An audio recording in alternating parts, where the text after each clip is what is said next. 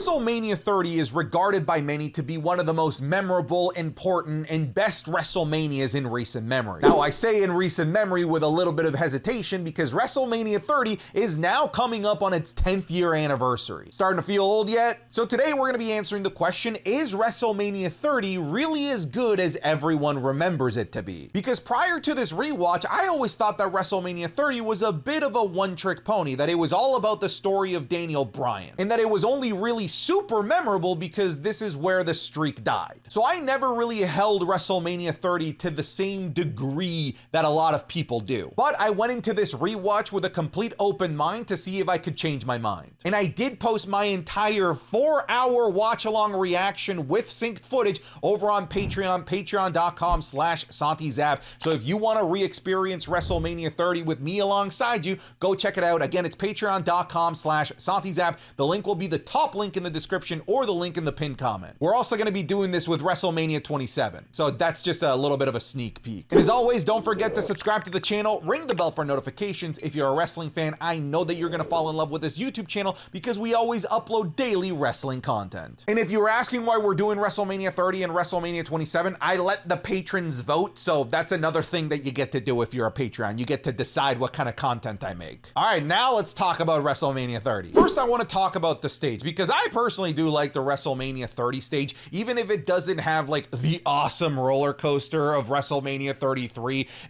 At the very least, it's not just this big, flat, lifeless LED screen that we're probably going to be getting for WrestleManias moving forward. I like the fact that at the very least, it is a stage, even if it's just 3 X's. It's not the most memorable stage, but at the very least, it's a stage, and I personally liked it. Another thing that you're going to notice as you rewatch WrestleMania is that this is the WrestleMania that really kicked off the $9.99 for the WWE Network. They only mentioned it about 30 trillion times during the show. They basically made fun of you if you paid full price on pay-per-view and you weren't watching on the WWE Network. So the show starts with giving us one of the coolest WrestleMania moments in recent memory. It starts with a 25-minute promo between some of the biggest legends in the business of the WWE. It starts off with the host of WrestleMania, Hulk Hogan, and I say really like host like this because he really only appears one more time in one segment backstage. He barely does anything in terms of hosting duties. But the best part of this is he completely butchered his lines at the beginning. He's stumbling all over the place, and even calls the Superdome, which is where WrestleMania was being hosted, and calls it the Silver Dome, brother. Welcome to the Silver Dome, my Hulkamaniacs. It wasn't until he called it the Silver Dome 3 separate times that he finally clued in, holy shit, everyone is booing me. Oh, it's probably because I've said the name of the arena wrong. But in Hulk Hogan's defense, he got out of this pretty well by saying, oh, I'm sorry, Hulkamaniacs. I'm only thinking about that one time that I slammed Andre the Giant back in the Silver Dome, brother. Honestly, it was charming. You know, it was old man charm where he's just like, that's just old man being silly, forgetting where he is and what he's supposed to be saying. And then Stone Cold comes out and also says that he's excited to be here in the Silver Dome, taking the piss out of Hulk Hogan a little bit. But at the very least, Hulk Hogan was in good spirits about it. He goes out there to talk about how the superstars are ready to lay it out all on the line to impress everyone, to make their own WrestleMania moments, and to try and become a WrestleMania legends themselves. And then The Rock comes out. So if you're keeping track, in the ring, we have Hulk Hogan, The Rock, and Stone Cold Steve Austin, arguably like the 3 most popular WWE superstars ever in the history of this company. The Rock goes out there and corrects everyone by saying that they're in the Superdome, but that he's excited to be out there, that he regards Hulk Hogan and Stone Cold Steve Austin as truly the 2 greatest, most popular WWE superstars of all time, and recalls the times that they've had matches and had battles and wars at WrestleMania. Honestly, it's a really awesome, sweet moment to have these 3 guys, these legends of the business, these 3 faces of the Mount Rushmore go out there, just shoot the shit, have some beers, and have a good time. Yes, it went on for 25 minutes, but when you have these 3 out there, you can go on for an hour for all I care. The show really then starts with Daniel Bryan versus the head of the authority in Triple H, in what I remember to be one of the best opening matches in WrestleMania history, and I'm happy to say that you will not be disappointed. It really is an absolutely spectacular match. But prior to the match, you also get the absolutely fantastic video package featuring Monster from Imagine Dragons, showing the career of Daniel Bryan, how he managed to climb himself to the top, even though nobody believed in him, even eventually winning the WWE Championship, but then getting screwed time after time after time by Triple H, Stephanie McMahon, Randy Orton, and everyone in the Authority. Triple H also had an absolutely fantastic entrance. I want to point this one out because for those that have keen eyes, you can actually see that this has Charlotte Flair, Sasha Banks, and Alexa Bliss as well, all future WWE Women's Champions. So it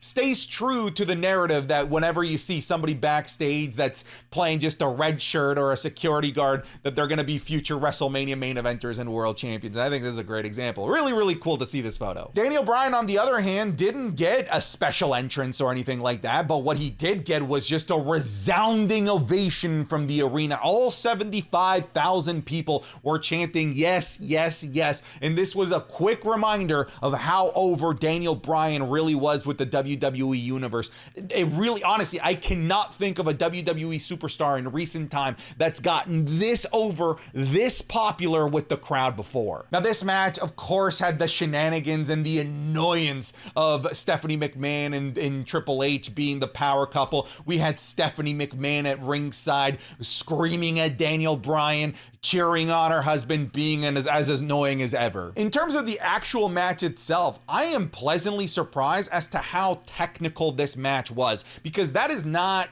typically Triple H's forte. And I'm realizing now that this was the narrative, because the commentators were saying that this is the biggest mismatch in history, that Daniel Bryan has no chance against Triple H. So Triple H was out during the match chewing gum, being all nonchalant, and trying to demonstrate to Daniel Bryan that he can be better than Daniel Bryan at the type of wrestling that Daniel Bryan is supposedly the best in the world at, in technical wrestling. He's putting Daniel Bryan in cross faces, doing double underhook German suplexes, and just absolutely still being Triple H and decapitating Daniel Bryan from time to time as well. But ultimately, it was Daniel Bryan that gets the upper hand, countering one of Triple H's moves into the beautiful running knee and capturing the victory over the villainous Triple H in an absolutely fantastic 20-minute match opener. This is an absolute must watch. Regardless of whether or not you want to sit through the entirety of the 4 hours of WrestleMania 30, you should go back and rewatch this, because this is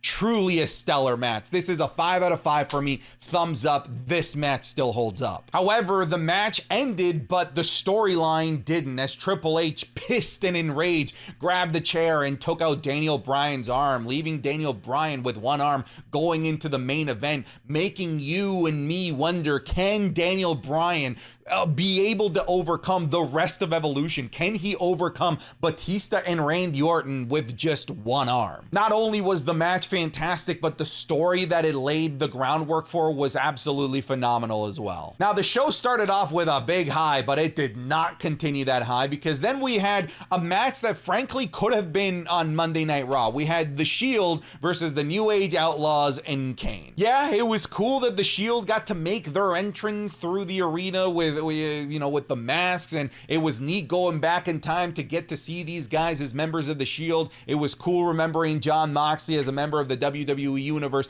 but this was frankly a waste of talent and time for the Shield to be in this match. This was also a quick reminder of just how stupid Corporate Kane was. Like, he's just a dude with elbow pads and dress pants and dress shoes. Why? Like, it was just such a downgrade for the legendary character that is Kane. Look, this match was about a minute and a half. It really was just a quick squash match to give 6 guys a chance to shine at WrestleMania, and this was technically part of the grander story of the Authority versus Daniel Bryan, because the New Age Outlaws and Kane were part of the Authority. The Shield had recently turned their back on the Authority and helped Daniel Bryan in recent time to help coordinate the Yes Movement and Occupied Raw. But aside from this, like, it was a complete waste of time. This is a massive thumbs down, and you can quickly skip this if you're rewatching WrestleMania 30. We then have a backstage moment where we have all of these WWE legends playing with action figures. This is something that WWE used to do quite regularly in their premium live events. They'd have backstage segments with legends playing with action figures or whatever it is the new marketable toy for the WWE was. You had Hacksaw Jim Duggan, you had Sergeant Slaughter, you had Ricky the Dragon Steamboat, who's just too good to be part of this, frankly. Eventually what happens is that their toys get taken away because the $1 Million Man bought them and he said, you know, everyone has a price. It was dumb. But we did get a Ron Simmons damn afterwards because I'm pretty sure he was like on a 7-year consecutive streak of WrestleManias of having a moment where he says damn, yeah, damn in the back. Next up, we had the Andre the Giant Memorial Battle Royal, and I was actually excited to rewatch this because I was mostly just curious what different names were in this. The only people that got the entrance was the Big Show, and they of course played with the camera angles to make him look even bigger and try and make him look as resemblance as possibly close to somebody like Andre the Giant. The other one that got an entrance was Sheamus for whatever reason, but I don't know, maybe it's just for popularity. Now, when I look at the people that were actually in this match, especially with hindsight, with time having flown by, this match is stacked in the moment and stacked in the future because it has people like the Big Show, like Sheamus, former world champions like the Great Khali, Rey Mysterio, but then it also has people like Dolph Ziggler, Alberto Del Rio, who were recent champions, but then you have future WWE champions in there as well, like the two members of 3MB in Jinder Mahal, Drew McIntyre. You also have Big E in there. You have Xavier Woods, Kofi Kingston, and Big E actually fighting at one point because the New Day hasn't been formed. And you also have a young Cody Rhodes in there trying to make a name for himself. So it was cool going back to just see where everybody is now at this point in their careers 10 years later. A lot of people talk about the performance of Cesaro in this, but I forgot about this incredible moment with Kofi Kingston because yes, we know that Kofi Kingston saves himself in ridiculous ways at the Royal Rumble, but I completely forgot this moment, and during my watch along, I completely screamed and popped for this. And of course, the moment that everyone is excited about when you talk about the Andre the Giant Memorial Battle Royal from WrestleMania 30 was Cesaro winning and picking up the Big Show from dead weight and just chucking him over the top rope. I'm pleased to say that this moment still holds up. It is incredibly hype. The moment that he picks up the Big Show, the crowd absolutely erupts and loses their absolute freaking mind to a point where I'd never seen the crowd get like this again, more or less for the rest of the show. The crowd does die down quite a bit after the Andre the Giant Memorial Battle Royal, but at the very least, they were super hyped for Cesaro,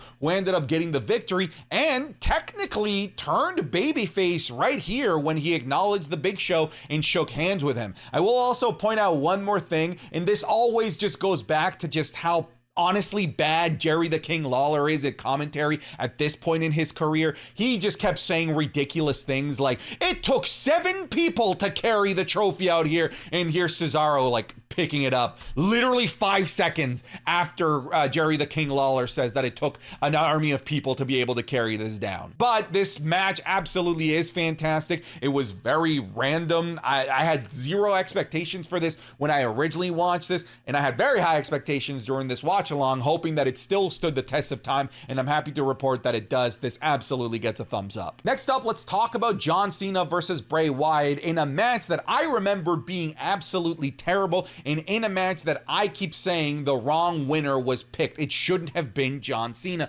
Now, with rewatching it, I still believe that Bray Wyatt should have won this and would have benefited far more from walking away with this victory, but the WWE actually put themselves in a corner with the story that they were trying to tell in this match, and they told a very good and a very cohesive story, and it started with the absolutely fantastic hype package that they had prior to this match with Eminem's song Legacy that talked about legacy, and this whole match was about John Cena protecting his legacy. We also had the fantastic entrance from Bray Wyatt, who came out to a live version of his song, which was absolutely awesome. I knew instantly this was a different type of John Cena because this was not a John Cena that was trying to get hype. This was a John Cena that from his entrance right from the get-go, you could tell that there was a level of uncertainty. I also snapped this great shot because, god damn it, I love the Bray family. They were such a good group, man. They were so good. The WWE just did not know how to use them properly. So here is why the WWE had to go with Cena. There was no choice but to go with Cena,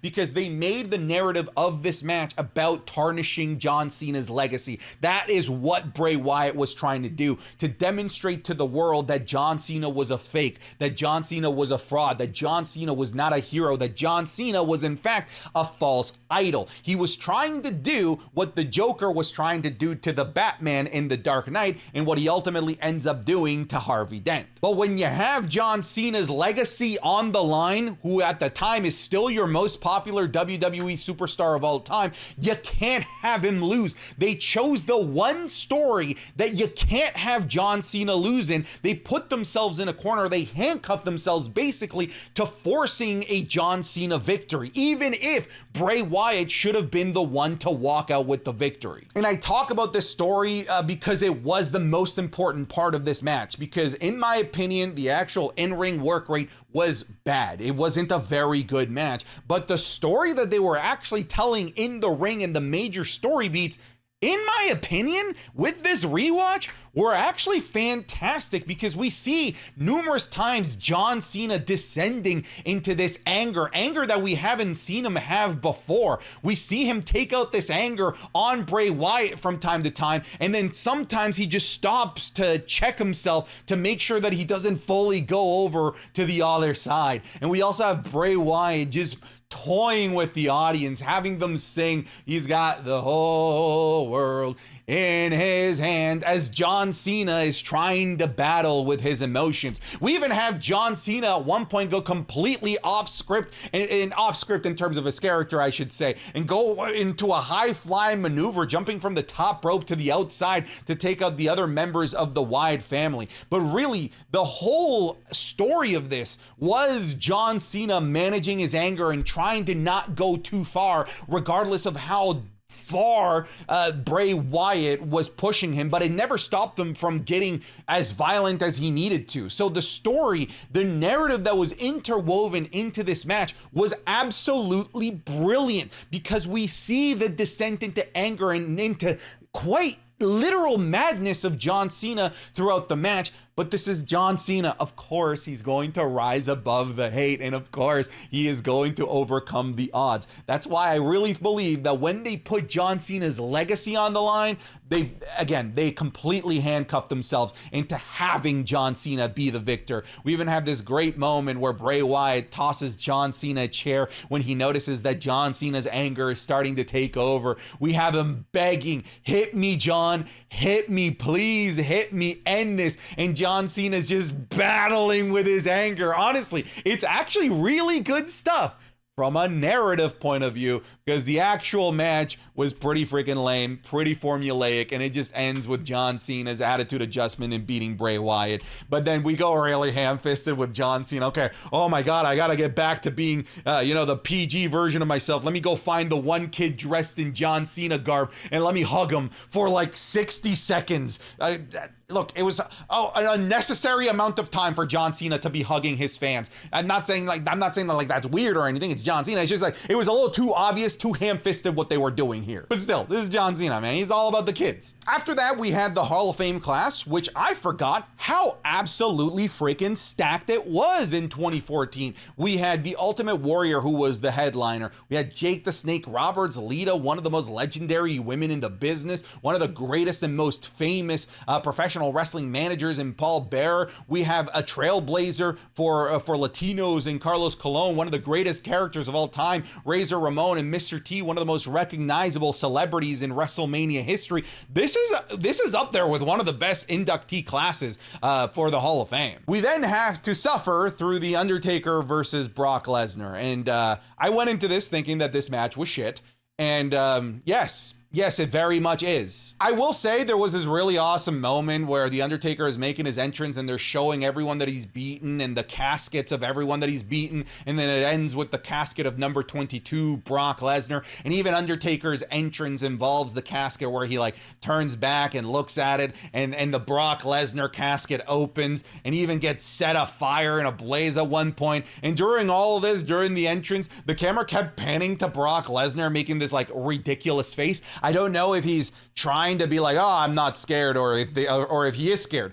I don't know. You tell me, is that a man that is unfazed or a man that is scared? Because it kind of looks like a man that is both. But this match, man, it was so slow, so boring. It was full of so many rest holds, just a bunch of punches in the corner. At the very least, there were some cool moments like Brock Lesnar selling the hell out of this chokeslam. Frankly, I don't think that anyone sells Undertaker chokeslams quite like Brock Lesnar. But like I said, it was a lot of rest hold. A lot of time was spent in Hell's Gates. A lot of time was spent in Kimura locks. A lot of time was spent in Undertaker putting Brock Lesnar in Kimura locks. And even more time was spent Undertaker just making this face. Because if you didn't know, Undertaker was concussed basically from the onset of this match. He basically did not know where he was, and it was very readily obvious that Undertaker was not there. He had very glossy eyes. He just looked off, and he just did not look like he was ready for this match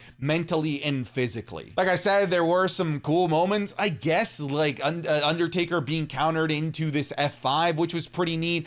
We also had this super weak, just the worst last ride that I've ever seen. And I think that this really personifies this match, because after Undertaker's concussion, his moveset just fell off alongside his brain. Like it wasn't there. Even his tombstones just looked weak, man. It was a shame. But at the very least, you know, even if Brock Lesnar ended up winning, there was this really awesome counter into the F5, which was pretty rad. But that's really, to me, the only highlight of this was a chokeslam and that really awesome counter, because beyond that, the match was just not very good. It was a very slow, very, very long match. Now, to this day, I know that people are still debating whether or not The Undertaker should have lost his streak. Should Brock Lesnar have won? I don't know. That's really up to you guys to debate. I think with hindsight, I don't think that it should have been Brock Lesnar. It maybe should have been Roman Reigns a few years later, or maybe just nobody should have broke this streak.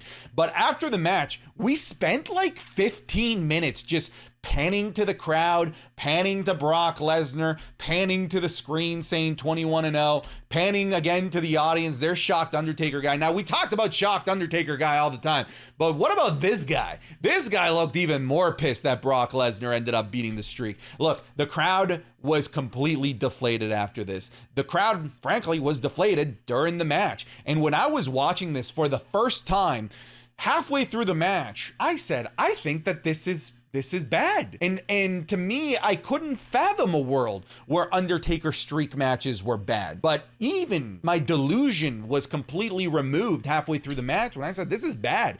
And right from the beginning, during this rewatch, I tried to find the positives in this. I really, really did. And there are not very many. This is just a bad match. It's very poorly paced. I can barely understand if there's a narrative or story that they're trying to tell in the actual ring itself. It's just a mess, man. It's a thumbs down. We then had the Vicky Guerrero Invitational Divas Championship match, which was AJ Lee against every other diva on the roster. Here's the thing. They had no narrative for this. They had no storyline for AJ Lee, who was the longest reigning Divas champion. They just wanted to be able to say that they had the women on WrestleMania. But frankly, they probably should have just been kept off the show, because they just spent the entire match talking about The Undertaker's match anyway. The only one in this match that actually got an entrance was AJ Lee. We also had Vicky Guerrero being super obnoxious on a podium with a microphone saying the classic "excuse me," and this is not a battle royal, folks. This is supposed to be first to pinfall or submission wins the Divas Championship, just because. Again, I try to find the positives. There's this really cool suicide dive by both of the Bellas. I guess we had Emma dancing.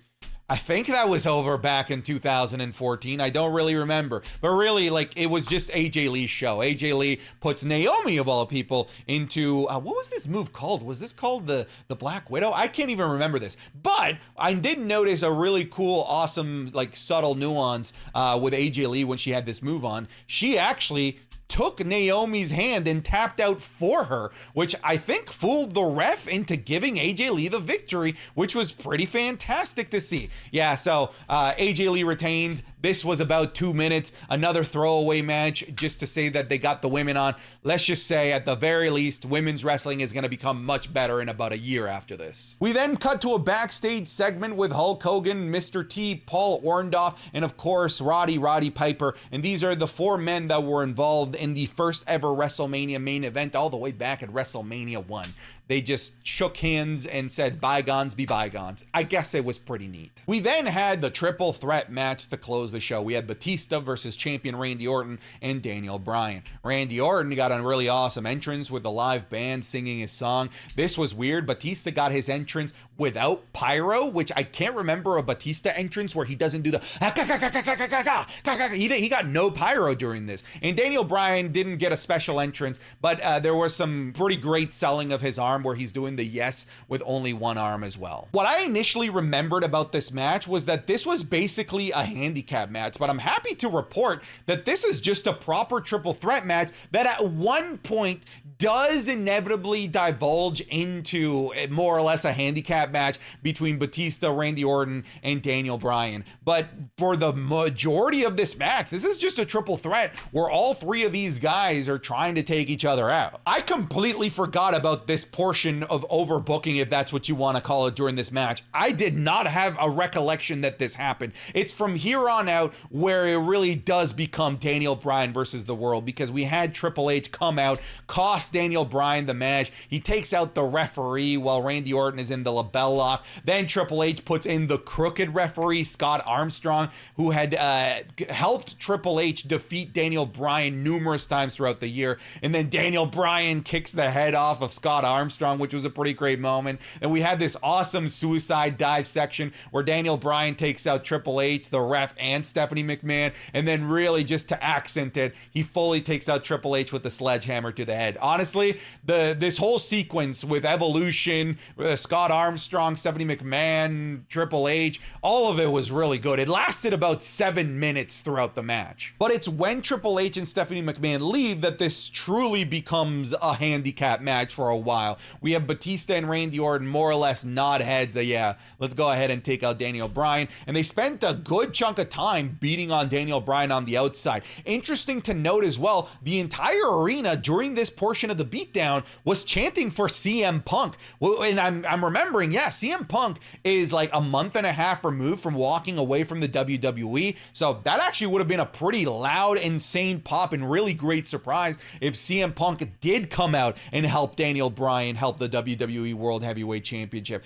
And then during this beatdown, this is when this happens. We all remember this insane Batista bomb through the announce table into an RKO that eventually put Daniel Bryan into a stretcher, but he broke out of it and went right back into the match. It's from here on out where Daniel Bryan becomes a professional pest, where he is putting everyone in all of his different submission moves. He puts Randy Orton into the label lock, then transitions and puts Batista into the label lock. And then this match transitions into a pretty fun bout of everyone just trying to get rid of Daniel Bryan, but Daniel Bryan continuing to get up and coming back into the ring. It starts off with this right here, with Batista going for a spear, missing and taking out Daniel Bryan. We have then this beautiful RKO that isn't good enough for the victory, but it was damn close. And Daniel Bryan has been kicked out to the outside. We have then Randy Orton going for the punt.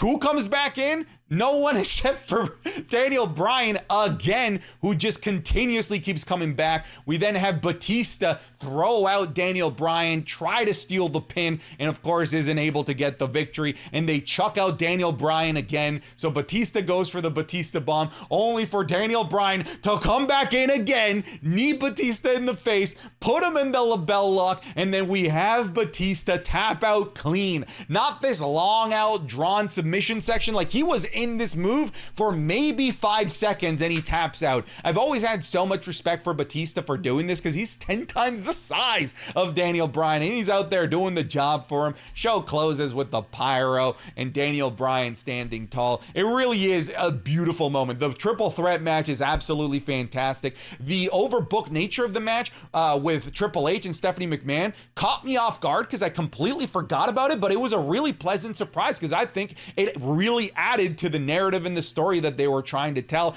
And it ended, of course, with the Miracle on Bourbon. So just such a beautiful ending to this show. Now, if you're keeping track, this was like 7 matches, maybe, if that. This was a really short WrestleMania compared to what we have today. Overall, if you were planning on rewatching WrestleMania 30, I have to give you the thumbs up. I think that this show is better than I remember it being, mostly because I think that Bray Wyatt versus John Cena isn't actually as bad as I originally remembered it being. But if you can look past the 2 super quick matches that happen that are just there for the sake of being there in the Shield versus the New Age Outlaws and Kane and the Divas match, I think you're gonna find a really, really neat show. I will probably suggest that you watch the Undertaker versus Brock Lesnar at 2 times speed because it's just one of the slowest matches that I've ever seen in my life. But overall, WrestleMania 30, is it as good as people remember it? I do think it's a good WrestleMania, but I think that we've had better. I still think it's a thumbs up and worth rewatching. All right, folks, thanks so much for watching this. Again, you can watch my full watch party over on Patreon, so go check it out. The link is in the description, but I'm done. Get out of here.